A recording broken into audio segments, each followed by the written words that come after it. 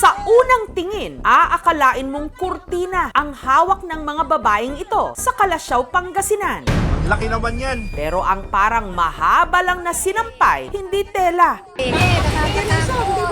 kundi Ilang metro? Isang poste. pinagbalatan pala ng isang dambuhalang sawa. Ang higanteng sawa, tinatayang nasa 16 feet o nasa 5 metro ang haba. Singlaki ng puno ng nyog ang katawan. Siyempre, natatako kasi first time ko pang makahawak na ganong kalaking balat ng ahas. Malansa, parang baboy. Sa haba nga nito, 9 na tao ang kinailangang magtulong-tulong para mahawakan ang magkabilang dulo ng balat lang nito. Alabas yung taki ko ano mo? Putol pa yun, sir. Sabi nila 21. Anaconda na yata yun. Tuloy, ganun na lang ang pangamba ng mga taga rito. Dahil nakita nga nila ang balat ng sawa, pero hindi naman na nila natuntun kung nasaan na ang sawa mismo. Hindi na po ako nakakatulog. Baka magising ako, andyan lang siya sa tabi ko. Baka isang gabi, nalingkis na niya ako. Yung mga anak namin na maliliit, tapos ang apo ko, binagbabawalan namin na silang pumunta dito sa bukid para hindi sila matuklaw. Ang laki naman yan. Ilang metro? Isang poste. Asahan na ang paggapang ng kaba.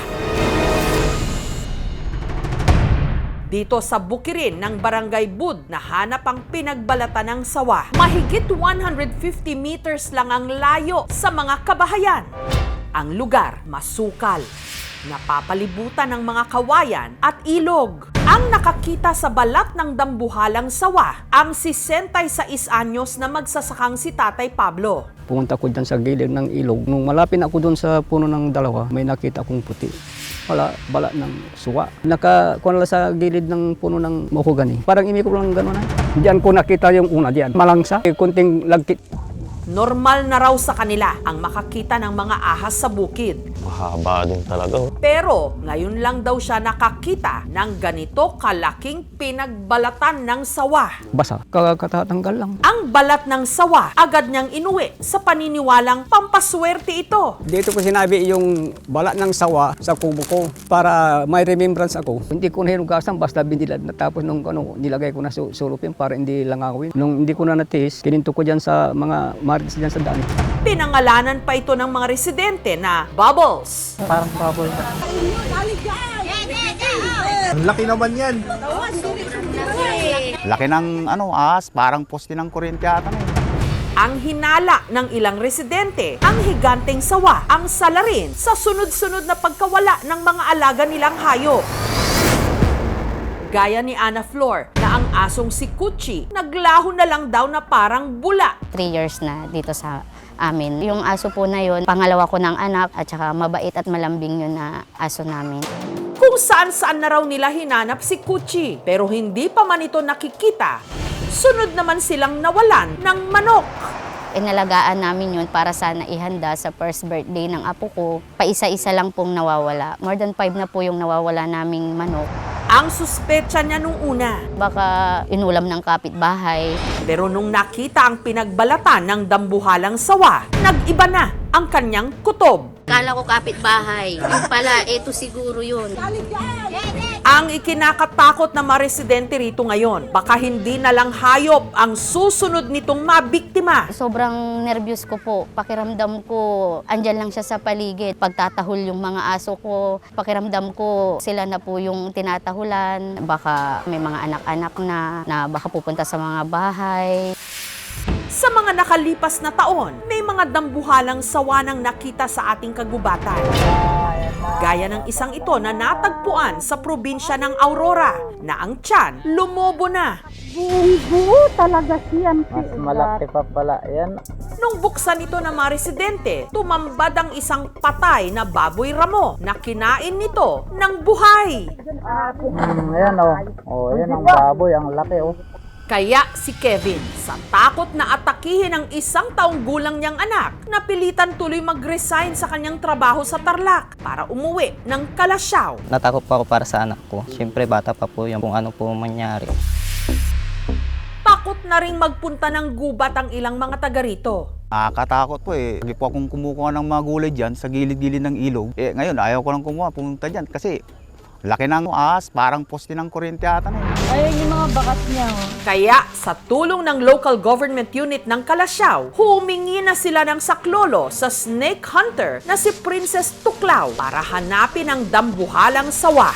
Ginalugad ni na Princess Tuklaw ang gubat.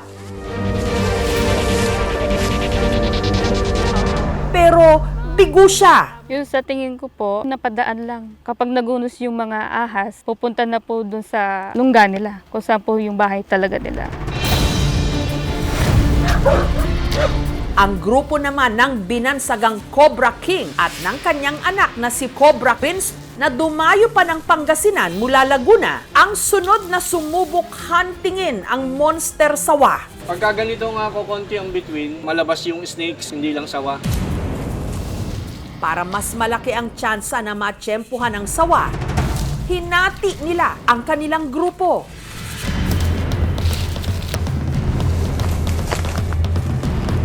Sa kalagitnaan ng kanilang paghahanap, ang grupo ni Prince Cobra may nakita.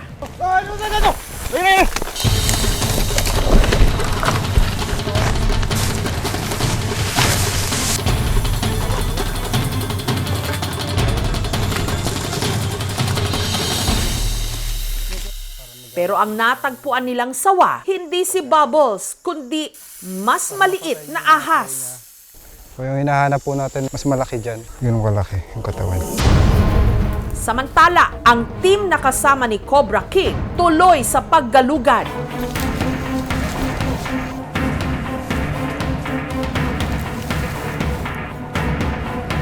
Makalipas ang ilang minuto, Yan.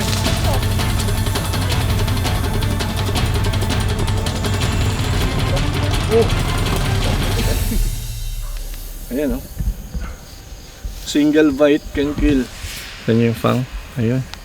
Pitin mo yun. ngunit dahil delikado ng galugarin ang kakahuyan, ipinagpabukas na lang nila ang panghahunting. For the meantime, nakakuha kami ng cobra sa kasawa. Patunay lang na snake prone yung lugar. Kinabukasan, binalikan nila ang lugar. Inuhukay po natin para mag-cash tayo sa loob. Posisyon na.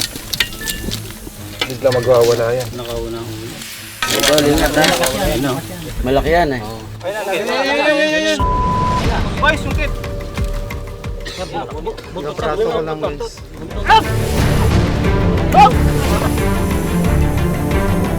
Yan na!